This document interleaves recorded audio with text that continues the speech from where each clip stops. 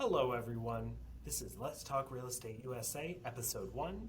My name is Craig Sanphy, and today our special guest will be Jackie Kahan, the team leader at Keller Williams Suburban Realty. We're going to be talking about starting off in real estate. We're going to be talking about the shifting market. We're going to actually cover my first year in real estate. Let's get going.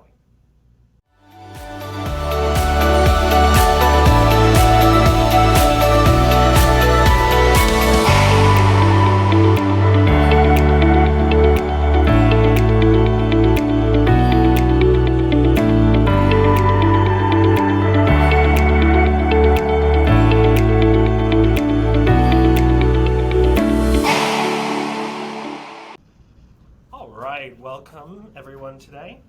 Today we have Jackie Kahan from Keller Williams Suburban Realty, team leader and new productivity coach, and also kind of the reason I'm in real estate, so you can all blame her. So, welcome Jackie. How are you doing today?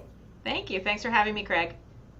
Wonderful. So, today's show is really going to be talking about the purpose of being in real estate. How do people get into it? Why do people get into it? And also, just so happens that this is pretty much, I think either today or tomorrow, one of these days, is my 1 year anniversary being at Keller Williams and in real estate.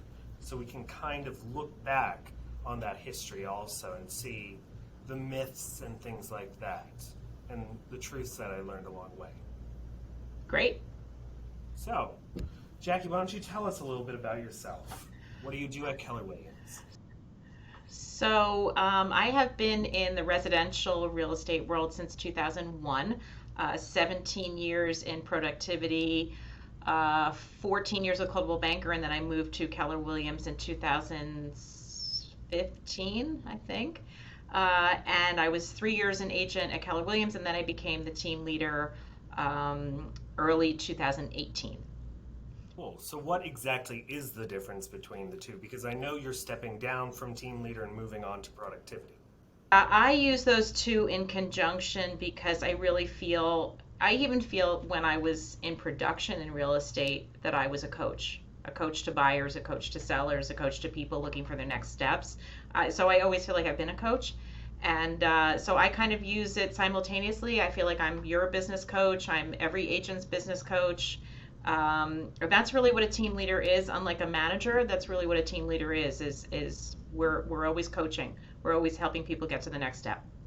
Do you feel like you are spending the majority of your time trying to recruit new agents or trying to build up the people you have, or is it a balancing act? It's a balancing act for a team leader. For a productivity coach, they're more looking to bring new agents into the business and help the new agents who do come into the business get traction and get to where they want to go. Okay. So, you personally started off as a realtor. So Yes. So tell me the beginning of your journey. Oh, so the beginning of my journey was 2001, about 10 months before 9/11. I was in the commercial real estate world before that, and I did this as my mom job. I felt that it would be the right thing to do from a flexibility standpoint when my children were young. It's not so flexible and it's not so easy. But I dove in 2001, and then 9/11 hit about 10 months later. So that was an interesting beginning to my real estate journey for sure. I've noticed already in real estate that it's kind of reminding me of my music career in the sense that you don't really do just one thing. You kind of come in with an overarching one thing, and then your business becomes multifaceted. When I was a musician, I was a performer, but I also taught publicly and I taught privately and I still did gigs, things like that. So I'm noticing even with real estate agents, they're not just one trick ponies. So can you kind of delve into what you're noticing of that? I mean, I think that certainly in the Keller Williams world, which is so focused on team building for agents, and you kind of come into the Keller Williams world thinking that you're going to be a listing specialist or you're going to mainly work with buyers. But you do end up kind of dabbling in it all. You have sort of your one thing, and I think, Craig, for example, your one thing is probably more investors. I think that's the direction you're going in. But that's not to say you're not going to show houses to a buyer who calls you, or you have a friend who needs a rental, or something comes up like there's a rooming house for sale in our market center, so you're going to learn all about rooming houses, which is not necessarily commercial or residential. So things come up, and I think that's probably one of the best things about this business is, unexpected things will happen, and you'll learn about things that you never knew you were going to need to learn about or want to learn about. Can we kind of delve into what is the process for becoming a realtor? So that's pretty straightforward. So it's always been in New Jersey that it's a 75-hour course that you have to take. Up until the pandemic, you had to do that in a classroom. I think it was one of maybe 3 states in the whole country that did not have online programs for licensing. Pandemic hit, and New Jersey finally said, okay, online courses are all right, and it looks like they're going to keep that. So it is a class you take in a real estate school. There are plenty of options of real estate schools. And once you finish with your classroom work, you take a school test. You need to pass the school test. The school then pushes you through into the state test process. And once you pass the state test, you get fingerprinted and you interview brokerages. You decide who you're going to join, and they technically get your license from the state of New Jersey. And then you join a broker. Then you join a brokerage, and and you train with the brokerage. And quite frankly, as most newbies in the business will tell you, you do not learn how to be a realtor in real estate school. So I think that's maybe that's probably one of the biggest myths, is that you're going to learn how to be a realtor in real estate school when what you're learning in real estate school are the rules and regulations. What is the difference between, and like, let's be honest, the medium-sized ones, there's not many anymore. So what is the real difference between the boutiques and like the Keller Williams? I would say the biggest differences would probably be the technology platforms. A Keller Williams or Weichert, larger companies are going to have a more robust technology platform to build your business with. And I would say there may be a little bit of a myth where new agents might want to join a boutique because they will get more support. And I'm not going to say across the board that's not correct, but a company like Keller Williams is built to have the support that hits all the needs of all kinds of agents. What do you think is the number one most misunderstood thing when people come into real estate? I can tell you what I think it is, but let's hear what you have to say. I think the most misunderstood thing is you're not really in the business of selling houses. You're in the business of lead generating. I think when I interview new agents coming into the business, when I say, why real estate? And they answer, well, I've always liked architecture, or, I loved looking at houses. It's not necessarily a red flag for me, but I want to hear more about that. And I want to hear things like what you're saying. I want to make money. I want to work with investors. I want to do flips. I want to hear those things, because if you're coming into the business because you like houses and you like going to look at houses, it's generally not enough. Craig, you're in the business a year. Did you ever go show somebody 3 houses and they pick one and buy it? No. Right. No. And we also almost never talked about just the paint on the wall. Right. Oh, I didn't like that. Oh, I didn't like that color on the wall. Honey, you can paint it. Right.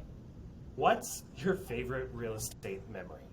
There's got to be one. I already have. My favorite real estate memory would probably be my first deal. I don't know if I ever told you about my first transaction in this business. Okay. So I was working for a small company that was eventually bought by Coldwell Banker. And I was taking floor time, which you probably don't even know what floor time is, but that used to be called opportunity time, where you sat at the desk, and if you had a walk-in kind of traffic office, clients could potentially walk in, and you had opportunity time at the desk. So I was sitting on floor time for my first time, and an adorable couple walked into my real estate office, and they said, "Can you help us? We just drove by 38 Edgar Street in Summit.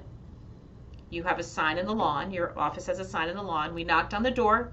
We met the gentleman who's the owner. We made a handshake agreement to buy it. Can you write it up? First transaction. Wow. The husband was a contractor. There was no need for an inspection. It was cash. There was no need for an appraisal. And I never saw the house until the walkthrough 60 days later. And guess what? I never had another easy transaction like that. But I will tell you that first deal of mine on Floor Time, they were first time buyers. She was pregnant with her first baby. He happened to be a contractor. They had essentially no questions. I barely got to know them as clients. It was kind of, that part of it was a shame. It was a nice transaction, but I didn't really get to know them. When we start off, as a general rule, we a lot of times luck out. I've noticed that just on certain transactions I lucked out and I learned something along the way. And then I was like, oh, I really should have put that into place. Like my first 3 houses that I closed on, I didn't think about asking for referrals and for reviews until like 2 months down the line when it's 90 times harder to get a hold of them. So how do you go about getting your new realtors or even your experienced realtors to put systems in place and then stick to it? Really big on checklists, and it's something, when I became team leader 4.5 years ago, I probably am over checklisted for all of the agents here, but we have a checklist when you're working with buyers, a checklist when you're working with sellers, and in those checklists, it goes to the closing and beyond. So some of the things you're mentioning are sort of that beyond the closing stuff. And that's incredibly important because you want to create what I call annuity clients.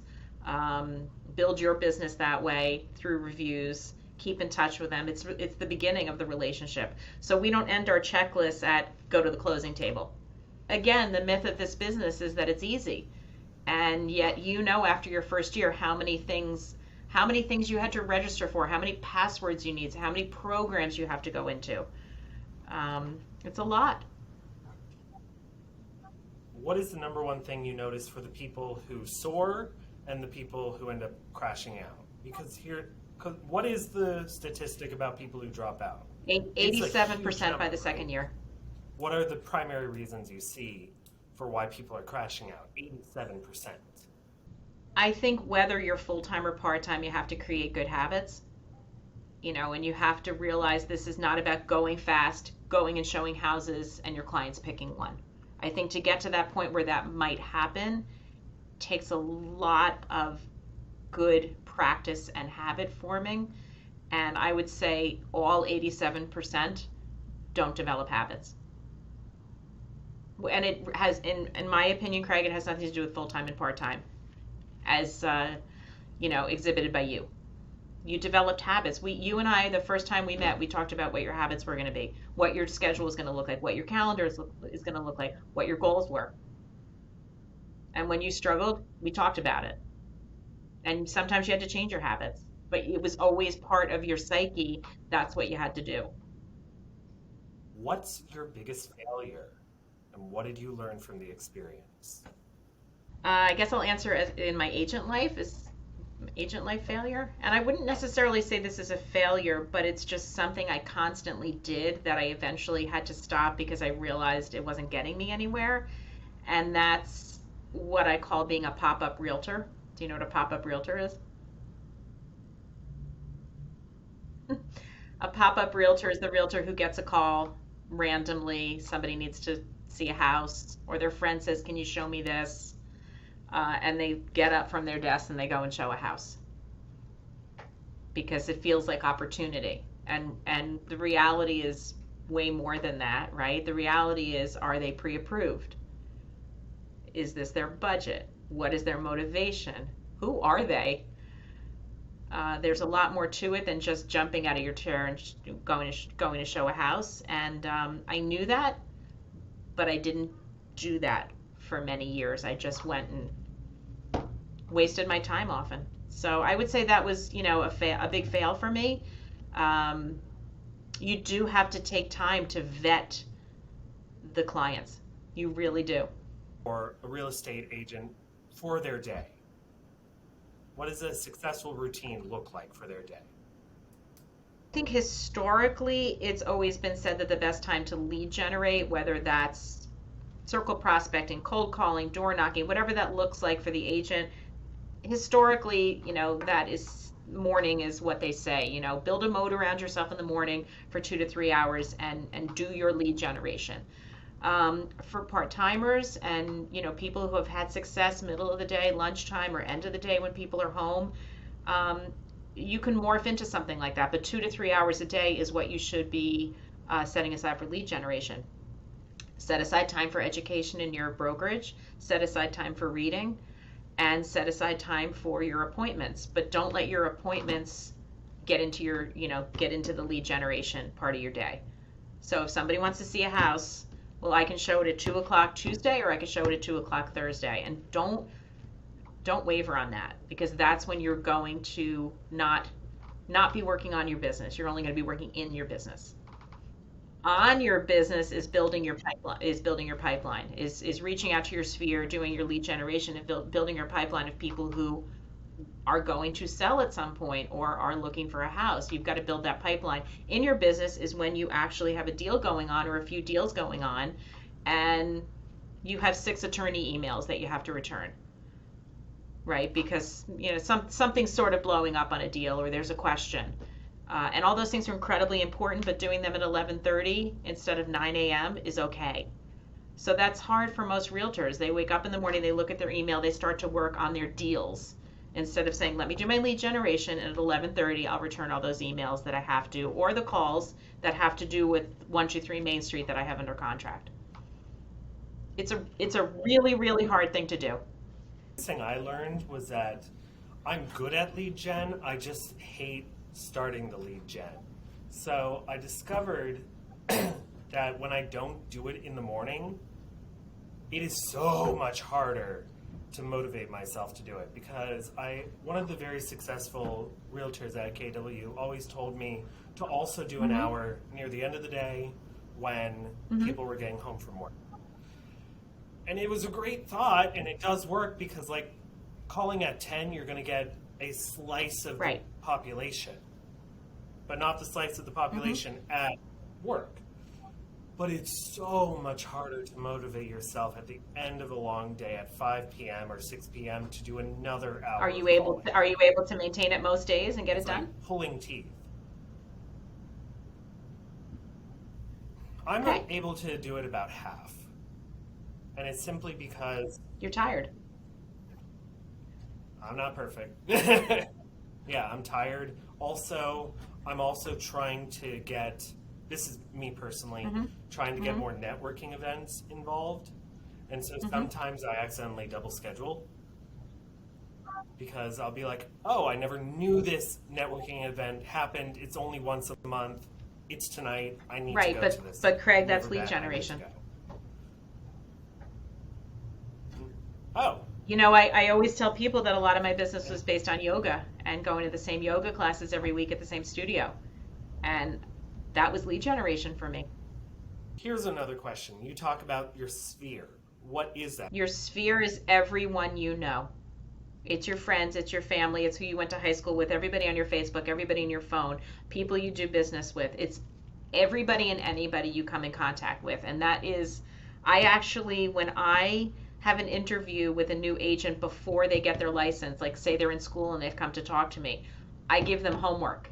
And I say, make an Excel spreadsheet of every single person you know. And they look at me like I'm crazy, and yet it's one of the most important things to do while you're in real estate school is you start the ball rolling where you start with a database when you come into a brokerage.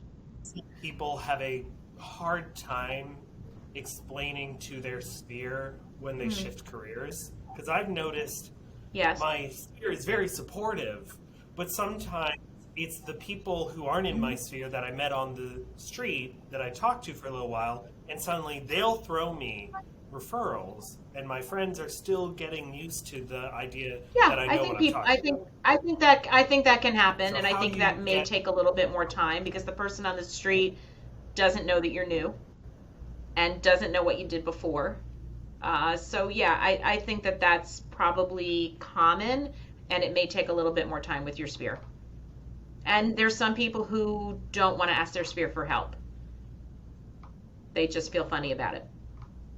In your opinion, what is the most important personality trait, strength, someone would need to work in the industry? I think being comfortable talking to people, being outgoing is incredibly important. And we have all this technology and there's a million things you can do to stay in touch with people, but I think face to face and being comfortable talking about what you do is really important. So how do you help people who are, let's say, more introverted? I think it's a little bit about scripts, and getting comfortable practicing scripts so you can sound natural. People kind of fight me back on learning scripts because they say I don't want to sound like a robot. And it's actually the opposite. You practice scripts so you don't sound like a robot. It's the opposite. And maybe focusing just simply on answering the question, how's the market? Just starting there. Because when you become a realtor, everybody's going to ask you, how's the market? So what is your morning routine? Because I can tell you mine, but mine's going to be, I think, So I different. do answer a few emails when I wake up just to get certain things off my plate. I know I said differently at the beginning of this podcast, but I do get some things off my plate. I walk 6 miles a day on average. So in the morning, I generally do a mile with my dogs, 2 miles myself, and I get 3 in the rest of the day with dog walking and walk after dinner. So walking is a big thing. Have a good breakfast, get a cup of coffee, get to the office by 8:15, and tackle what I need to do. My lead generation, I tackle first.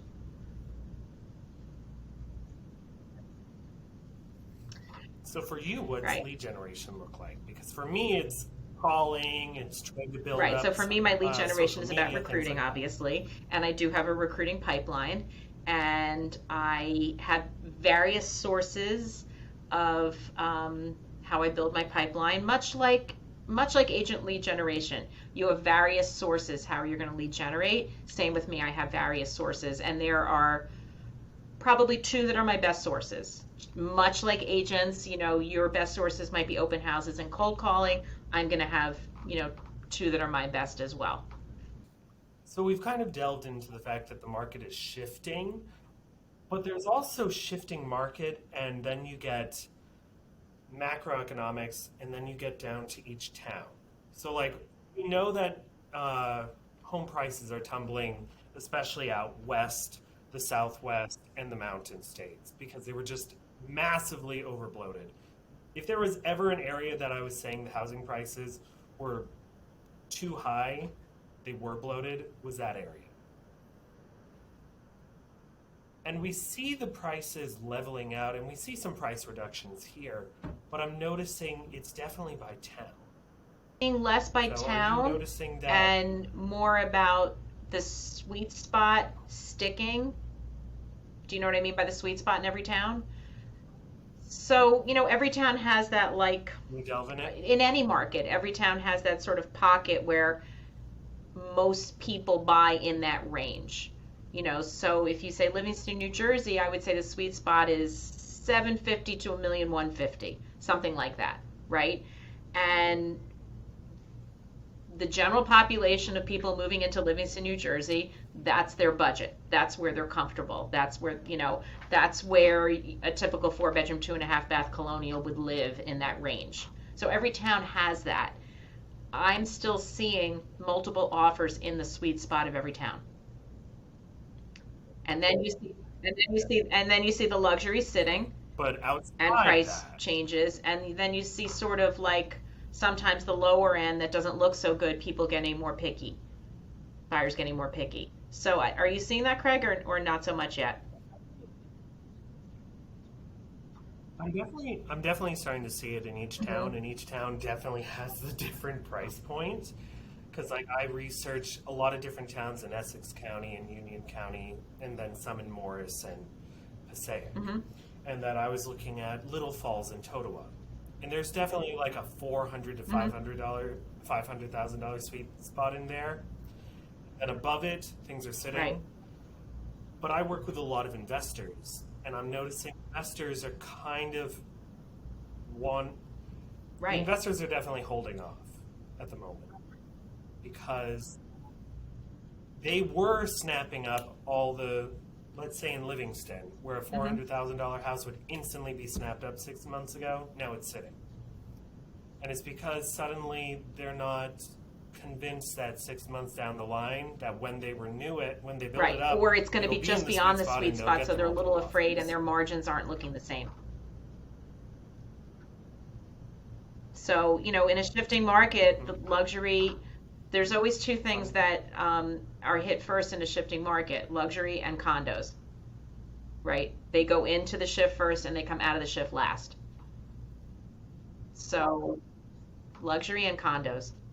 Why condos? Why condos? Yeah, Um, why condos? I don't know if there's an exact answer to that, but I believe it's because if people are investing, they feel that single family homes are quote unquote better investments.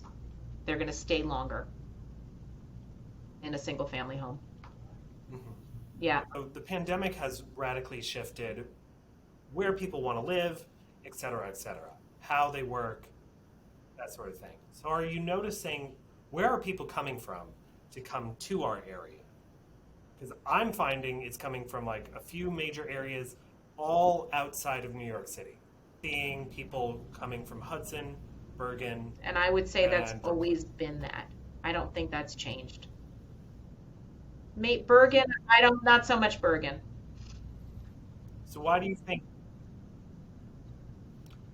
so why do you think Well, I think those that, like look, to I think come the out to driving here? force is those What is the people driving have been used to force? easy commutes into New York City. And I think many towns in Essex County have that. I think that's always going to be a logical need, especially now that we're kind of post-pandemic, is people are going back to work, and often it is New York City. We're 15 miles outside of New York City, so I think that's always been. For newbie realtors, what are some things that you would say get your butt doing XYZ? They could be in their first year, they could be 4 years down the road, but they've only ever done it part-time and they're ready to go full-time. What are some key Hmm. things that they need to do every day and beyond just lead gen? Yep. Because we know So lead this gen is is like this is like the basics. easiest question for So me what are certain because things? one of the best things about Keller Williams is we have sort of a tool or a structure for everything, or a system, and our system for your everyday habits is called 10-4. It's called the Daily 10-4. And the Daily 10-4 is you put 10 new people in your database every day, talk to 10 people every day, just talk to 10 people, write 10 notes, handwritten notes to people every day, and preview 10 homes every week. So yes, lead gen is baked into that model, but baked into that model is talking to people. Baked into that model is knowing the market by previewing homes. And baked into that model is sending handwritten notes to people. Thanks so much for connecting with me today. Thanks for having coffee with me today. I'm just putting a couple of business cards in this envelope for you. I appreciate your referrals. So when agents say to me, now what? And they could say to me, now what, the first day they're here, or they could say to me, now what, 6 weeks down the line, or now what, I'm not doing it, like you just said, they haven't done much, or now they're full time. I'm going to say the Daily 10-4 is the most important thing. It's like the most simple, easy model. So here's a few of the closing questions. What are 3 books you'd recommend to the audience and why? I actually have one next to me. This is called The Experience. It's a book about Disney, okay, and the Disney experience, and how everybody who works for Disney, who comes to Disney, visits Disney, Disney World, Disneyland, they're considered an ambassador. And everybody who works for Disney is trained that every single person they come in contact with becomes a Disney ambassador, visitor to the park, a vendor, anybody they come in contact with. So it's a really powerful book about brand building around everybody you know becoming your ambassador. So that's a cool one. The other one that comes to mind, a book I really like that I don't have on hand here, is called Building a Story Brand, and that's by Donald Miller. And that's also a book about branding, but it relates building a brand around thinking of it as a movie, a plot in a movie. And it's really an interesting book where your client is the hero, you're the guide, they have a challenge. So it relates brand building to a story or a movie. It's a really, really interesting book, and I come back to that a lot. But the third, I would say, Millionaire Real Estate Agent, and it's something you have to go back. You read it, but then you keep it as a resource on your desk. I always go back to that book, The Millionaire Real Estate Agent. So that would be the third. I have probably many others, but those are the ones that come to mind. So, where can the listeners find you online? So Instagram at Jackie Kahan Homes, and Kahan is Kahan, so it's JackieKahan Homes. Same with Facebook, Jackie Kahan Homes, and my website is www.JackieKahanHomes.com. Pretty consistent. I think a big thank you is in order for Jackie. She's really gone through a lot of different things today. Craig, thanks so much for having me, and I'm glad you're in that 13%, not in that 87%.